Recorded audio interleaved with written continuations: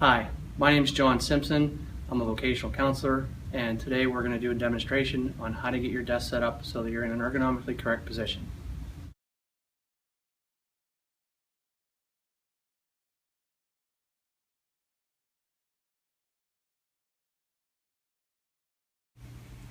Ergonomics are important because they help to prevent common musculoskeletal issues such as low back pain, neck and shoulder pain, and pain that you might develop in your elbows, wrists, or hands that might be associated with carpal tunnel syndrome.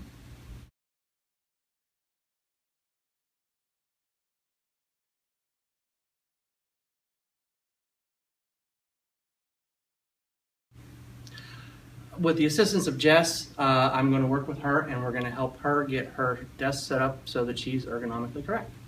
Jess, are you ready to start? I am. Great. Okay. First thing we're going to do is set the height of your chair. So if I can just ask you to stand up, Yes. turn around and face the front of your chair for a second. The seat pan of the chair is the actual part that you sit on. And we want the height of the chair set so that the seat pan is right at about the middle of your kneecap. Okay. And it looks like it's a little bit high right now. So if we can actually just have you adjust that down a little bit lower. Nice. Okay, let me have you stand up and check. Good, all right. Now, if you wouldn't mind, just sit back down again. We want to make sure that your feet are now able to be flat on the floor. And it looks like you're good. If your feet were not able to be flat on the floor, what we would do would be to get a footrest for you. We do want a solid surface underneath your feet. Ideally, that is the floor. Because what happens is if your legs are dangling off the end of the chair with any kind of solid support underneath them, it makes your low back muscles have to work to support the weight of your legs, and that can cause some stress and strain issues, which we don't want to have happen. So that'll get the chair set at the appropriate height for you. Now, we also want to make sure that you do have enough space between the back of your calf and the front edge of the seat. We don't want your leg butting directly up against the front edge of the seat because that can compress the blood vessels in the back of your leg and cause some circulation issues, which we don't want. We also don't want too much space there because if there's too much space, then you don't get enough support from the seat pan underneath your thighs, and again, that causes your low back muscles to have to work. We'd like ideally about 2 or 3 inches of space between the front edge of your seat and the back of your calf. And because you're a little bit shorter in stature, it looks like you do have a little bit of space there. We would like a little bit more. Okay, so what I think we're going to do is we're going to move you forward a little bit. We could do that in a number of different ways. We could get a formal lumbar support for you, or what we can do is just use a rolled up towel. And where we want to place this is right in the small of your back, right where your spine makes that natural inward curve. That's going to give you good support in your lumbar area. It's going to push you a little bit farther forward in that chair so that you do have the appropriate space between the front edge of the chair and the back of your leg. Great. Appropriate lumbar support is also important. Some chairs have built-in lumbar support in the back of the chair. It doesn't look like this chair has it, but most office chairs are made so that the back does curve slightly toward the bottom. That is designed to be a lumbar support, but unfortunately, since everybody is not a standard size, sometimes it doesn't fall where it should. Sometimes it's a little bit lower, sometimes it's a little bit higher. Just with you, it looks like it's hitting you a little bit low. Ideally, we do want that to fall in the small of your back where your spine makes the natural inward curve, because that's going to give you the best lumbar support. And again, that would be one of the reasons we would use a towel roll or a formal lumbar support to get that into the proper position so that you are getting the best support in your lumbar spine. You do want to be very self-conscious about putting your feet in awkward positions. Things such as sitting on your leg, crossing your legs in front of you, or putting your feet up on the casters.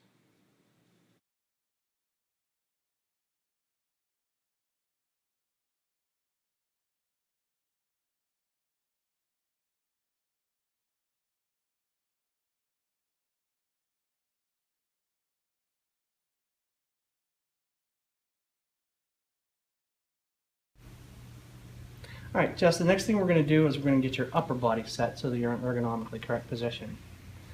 So what I want you to do is put your fingers on your keys as if you would be typing.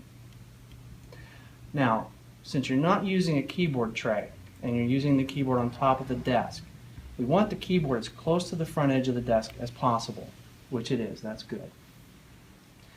We also want your mouse as close to the keyboard as you can get on whatever side you use it on, right or left, depending on what hand you are. Same with your telephone. We also want that as close as possible because we want to avoid reaching. Okay. Now, with your fingers on the keys, what we're looking for is we want your upper shoulders relaxed, your upper arms comfortably at your sides, and your forearms parallel to the floor. We also want your wrists and your palms as flat as possible. So we do want the keyboard to be flat. We want a 90-degree bend at your elbow, and your elbow should be at about the same level or slightly higher than your wrists. Now, that looks like it's a good position for you. Now what I want you to do is raise the armrests up on your chair so that you can now lightly rest your elbows on the armrests.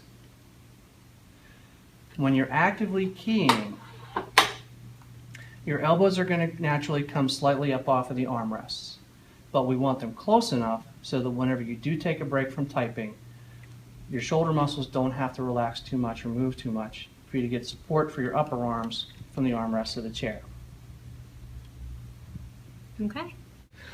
Just one thing to keep in mind is whenever you're using the telephone, whether it's an incoming call or whether you're dialing out, if you're using the hand receiver, that's a very bad position to be in, is putting it between your shoulder and your cheek because it's compressing one side of your neck and stretching the other side. It's a very awkward position to put your neck in. Okay. If you need to, use the speaker function on your phone, as long as it's not going to bother neighbors around you. Or if there are people around you, if you do have a headset, use the headset. That will free you up to be able to multitask.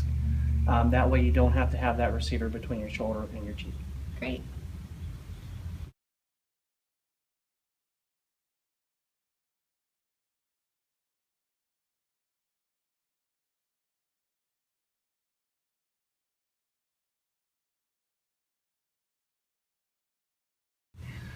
The next thing we're going to do is we're going to address the use of your monitor.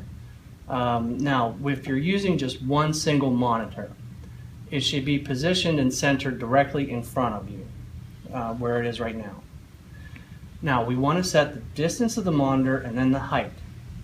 So the easiest way to set the distance of the monitor is actually for me to have you put your fingers back on your keys as if you would be typing.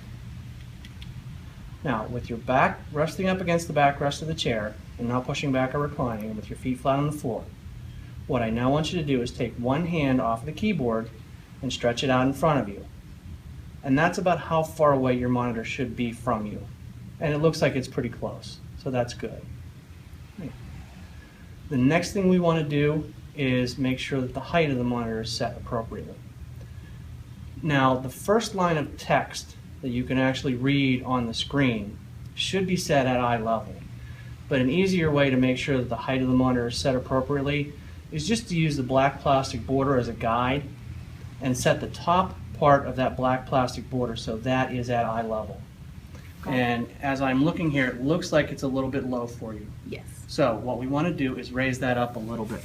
Okay. And what we can do is just use a small box, place it under your monitor, and then put your monitor on top of that. Perfect. And it is now at eye level.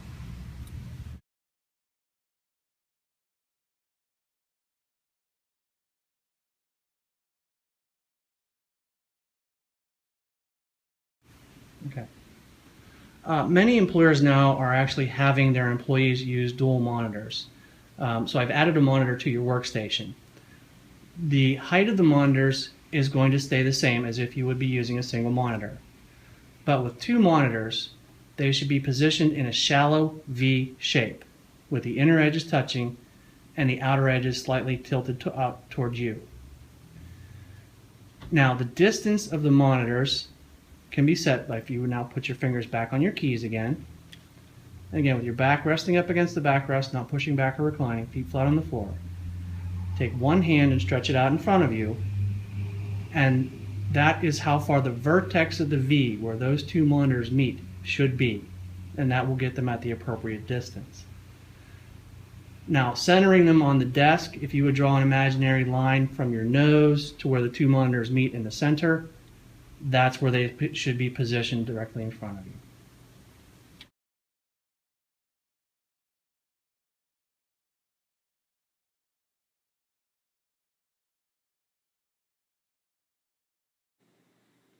If you wear bifocals, the monitors should be set slightly lower so that you are actually looking slightly over the tops of the monitors. The reason for that is with bifocals, the magnification is in the bottom half of the lenses, and you need to tilt your head slightly to be able to read what's on the top half of the screen. By lowering those monitors, that limits the amount of neck tilt that you have to do if you are a bifocal wearer.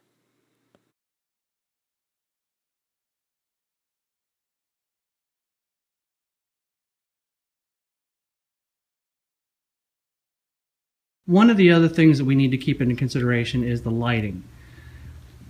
Any kind of fluorescent lights, we don't want you being directly underneath them, and it doesn't look like you are.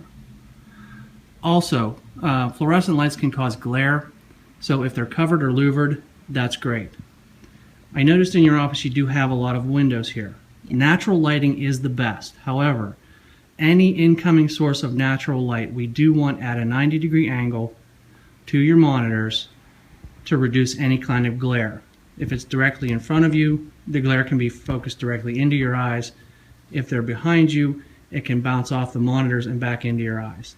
So ideally, any kind of natural light source like windows should be at a 90-degree angle to your monitors.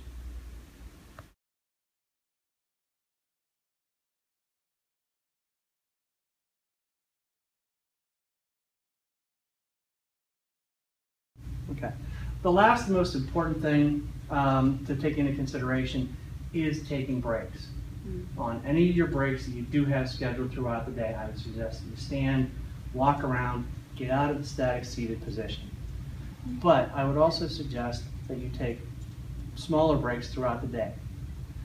Every half an hour to 45 minutes, all you should do is stand at your desk. It's going to keep that oxygen-rich blood flowing to all of your muscles, help you from getting stiff and sore from being in one position for a long period of time.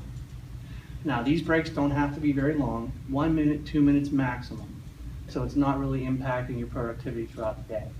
But it is important because it will help you from developing stiffness and soreness. Great. Sounds great.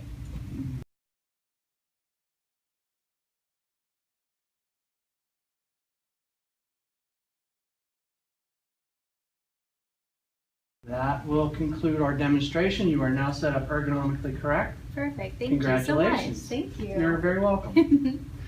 Thank you very much for watching our demonstration. If you can follow these easy to understand steps, you'll be able to get your desk set up so that you're ergonomically correct.